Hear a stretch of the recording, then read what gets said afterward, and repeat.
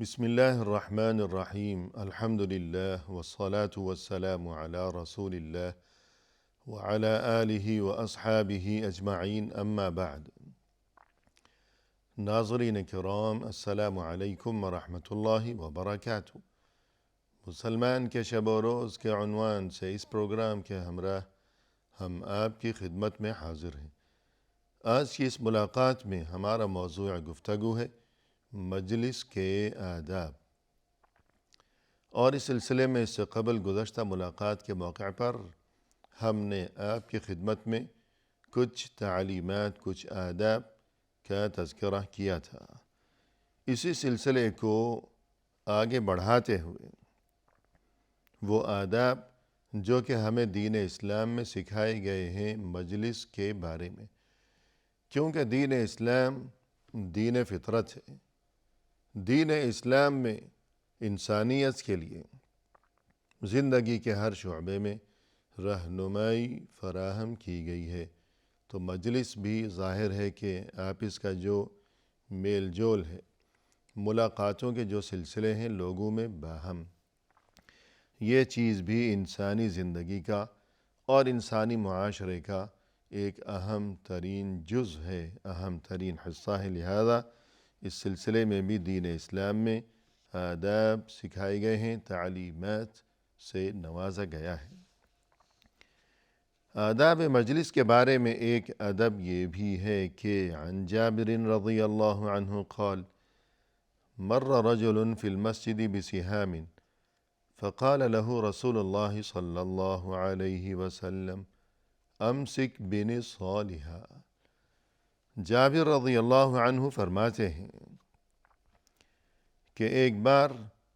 ایک شخص مسجد میں گزر رہا تھا تیر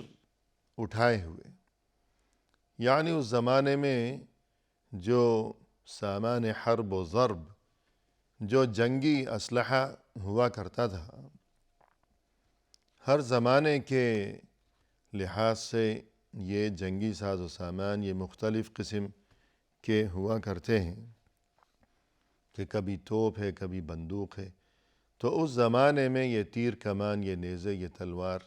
یہ چیزیں ہوا کرتی تھیں۔ تو وہ شخص مسجد میں سے گزر رہا تھا تیر اٹھائے ہوئے۔ فقال له رسول اللہ صلی اللہ علیہ وسلم، رسول اللہ صلی اللہ علیہ وسلم نے جب اسے دیکھا کہ تیر اٹھائے ہوئے مسجد میں یہ گزرتا چلا جا رہا ہے، تو فرمایا اسے مخاطب کرتے ہوئے امسک بنصالها،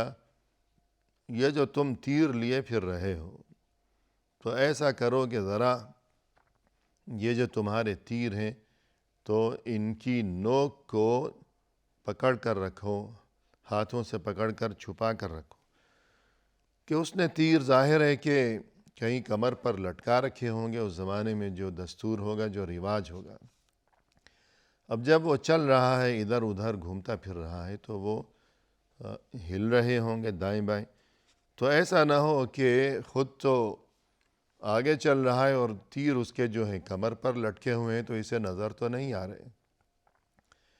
تو ایسا نہ ہو کہیں کہ بے خبری میں وہ تیر دائیں بائیں ہلتے ہوئے کسی کو چبھ نہ جائیں، کسی کو نقصان نہ پہنچے۔ تو اس لیے فرمایا کہ تم جو چلے جا رہے ہو اور تیر لٹکا رکھے ہیں پیچھے کمر پر، تو ہاتھوں سے ان کی نوکوں کو روک کر رکھو، پکڑ کر رکھو۔ تو اس سے یہ بات سمجھ میں آئی کہ انسان اگر مجلس میں آئے اس کیفیت میں کہ اس کے ساتھ کوئی ایسی چیز ہو کہ جس سے کسی کو اذیت یا نقصان پہنچنے کا کوئی امکان ہو، تو اسے چاہیے کہ اولاً تو وہ ایسی چیز لے کر نہ آئے مجلس میں، اور اگر کسی مجبوری کی بنا پر ایسی کوئی چیز اس کے ہمراہ ہے تو انتظام کرے اس قسم کا کہ اس سے کسی کو کوئی اذیت نہ پہنچنے پائے۔ اسی سلسلے میں ایک دوسری حدیث بھی ہے عن ابی موسیٰ رضی اللہ عنہ ان رسول اللہ صلی اللہ علیہ وسلم قال، ابو موسیٰ اشعری فرماتے ہیں کہ رسول اللہ صلی اللہ علیہ وسلم نے یہ ارشاد فرمایا ہے، اذا مر احدکم فی مجلس او سوق وَبِيَدِهِ نَبْلٌ فَلْيَأْخُذْ بِنِصَالِهَا ثُمَّ لْيَأْخُذْ بِنِصَالِهَا ثُمَّ لْيَأْخُذْ بِنِصَالِهَا۔ فرمایا رسول اللہ صلی اللہ علیہ وسلم نے کہ تم میں سے کوئی شخص اگر کسی مجلس میں حاضر ہو یا وہ کبھی کسی بازار سے گزر رہا ہو، اس حالت میں کہ وہ بھی یدیہ نبل، اس نے اپنے ہاتھ میں تیر پکڑ رکھے ہوں، فَلْيَأْخُذْ بِنِصَالِهَا ثُمَّ لْيَأْخُذْ بِنِصَالِهَا ثُمَّ لْيَأْخُذْ بِنِصَالِهَا، تو انتہائی تاکید کے ساتھ آپ صلی اللہ علیہ وسلم نے 3 بار اپنے اس حکم کو، اپنے اس جملے کو دہرایا کہ اسے چاہیے کہ وہ اپنے ان تیروں کی نوکوں کو پکڑ کر رکھے۔ یعنی تیر کا ایک عقبی حصہ ہے، پچھلا حصہ ہے، جہاں بال لگے ہوئے ہوتے ہیں یا جو کچھ بھی ہوتا تھا اس زمانے میں تیر کی جو شکل ہوا کرتی تھی تاکہ وہ ٹھیک اڑتا ہوا جائے درست طریقے سے اور نشانے پر لگے۔ ایک اس کا اگلا حصہ ہوتا تھا جو کہ نشانے پر جا کر اسے اس چیز کو، شکار کو زخمی کیا کرتا تھا، یعنی نوک۔ تو فرمایا کہ اگر کوئی کسی مجلس میں حاضر ہوا ہے یا بازار سے گزر رہا ہے اور صورتحال یہ ہے کہ اس نے ہاتھ میں تیر پکڑ رکھے ہیں، تو 3 بار حکم دیتے ہوئے فرمایا کہ ضرور اسے چاہیے کہ وہ تیروں کی نوکوں کو پکڑ کر رکھے، تیروں کی نوکوں کو پکڑ کر رکھے، تیروں کی نوکوں کو پکڑ کر رکھے۔ تو اس سے یہی بات سمجھ میں آئی کہ آداب مجلس میں سے ایک اہم ترین ادب یہ بھی ہے کہ انسان کوئی ایسی چیز اپنے ہمراہ نہ لے کر آئے کہ جس سے کسی کو اذیت یا نقصان پہنچنے کا کوئی امکان ہو۔ اور اسی طرح ناظرین کرام، آداب مجلس میں سے ایک ادب یہ بھی ہے۔ فرمائے کہ عن عبداللہ بن مسعود رضی اللہ عنہ قال النبی صلی اللہ علیہ وسلم اذا کنتم ثلاثة فلا يتناجى اثنين دون الآخر حتى تختلطوا بالناس من أجل أن ذلك يحزنه، متفق علیہ۔ یہ حدیث صحیح بخاری میں بھی ہے، صحیح مسلم میں بھی اور ترمذی میں بھی۔ عبداللہ ابن مسعود رضی اللہ عنہ فرماتے ہیں کہ رسول اللہ صلی اللہ علیہ وسلم نے یہ ارشاد فرمایا ہے، فرمایا کہ اذا کنتم ثلاثہ، اگر تم 3 افراد ہو، کسی جگہ 3 آدمی کہیں بیٹھے ہوئے، فلا يتناجى اثنان دون الآخر، اب ایسا ہرگز نہ کیا جائے کہ ان 3 میں سے کوئی 2 آپس میں سرگوشیاں کرنے لگیں۔ یعنی 3 ساتھی ہیں، 3 دوست ہیں ایک ساتھ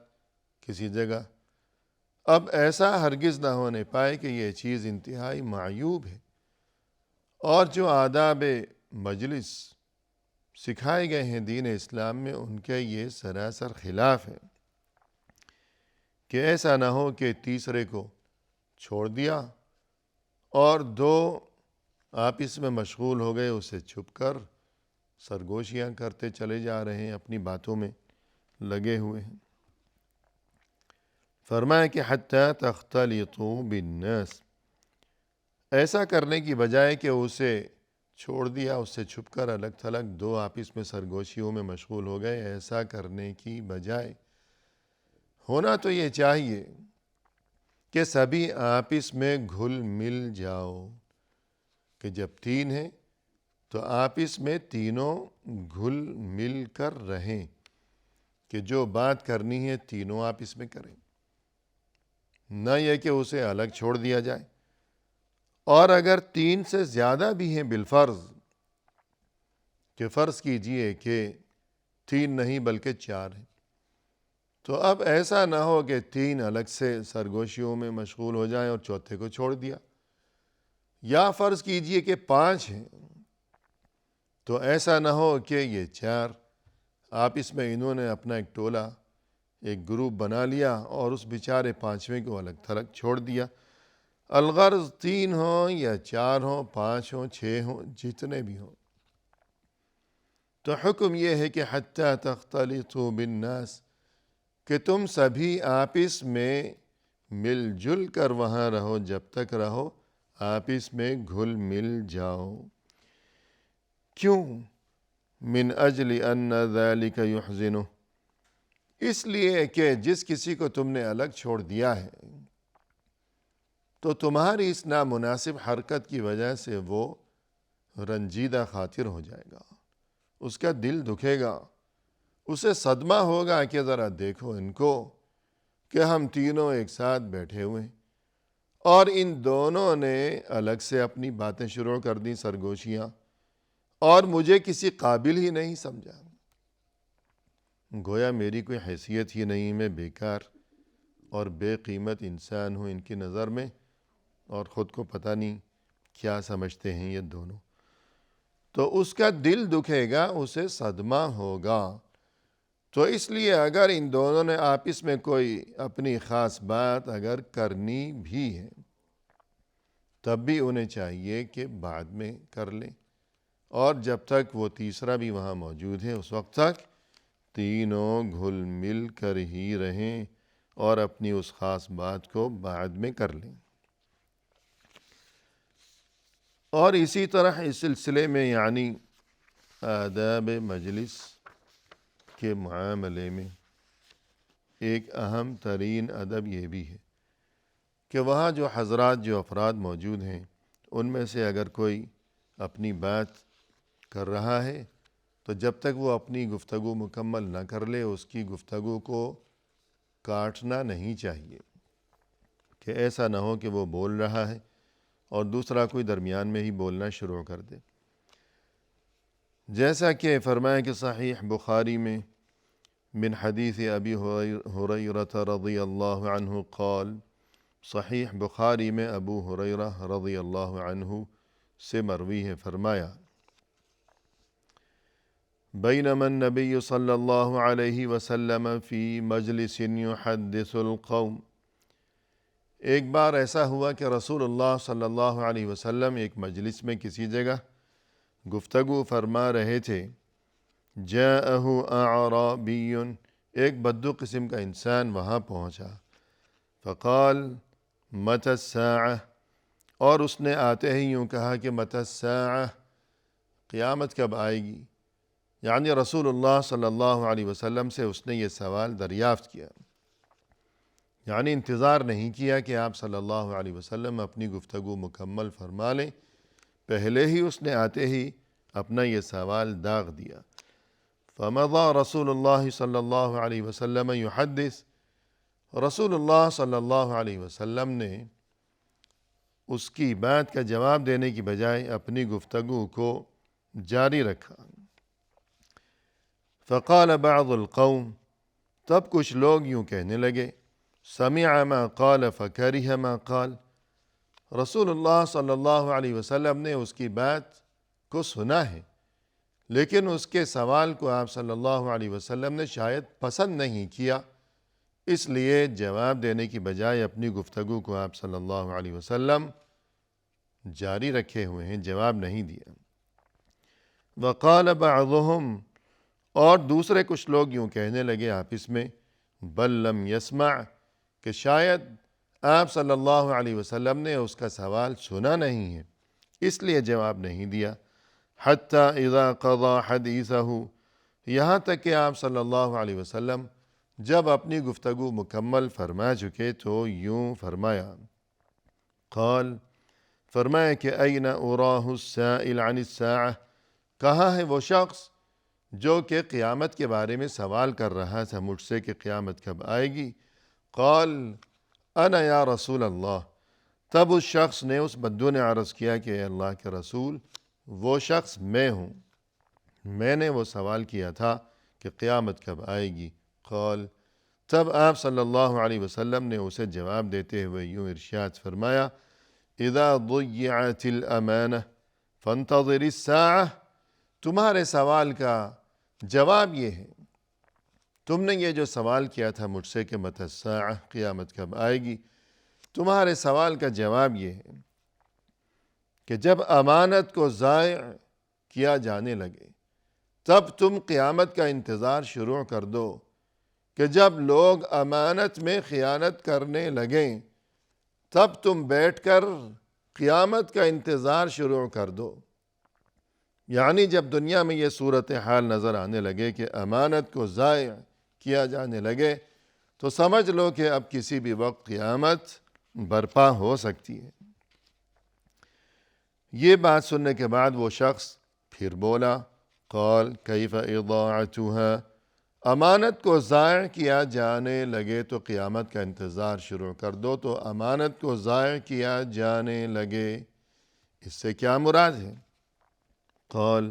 تب آپ صلی اللہ علیہ وسلم نے فرمایا اذا وسد الامر الى غیر اہلہ فانتظر الساعہ، جب کوئی منصب، کوئی کام، کوئی عہدہ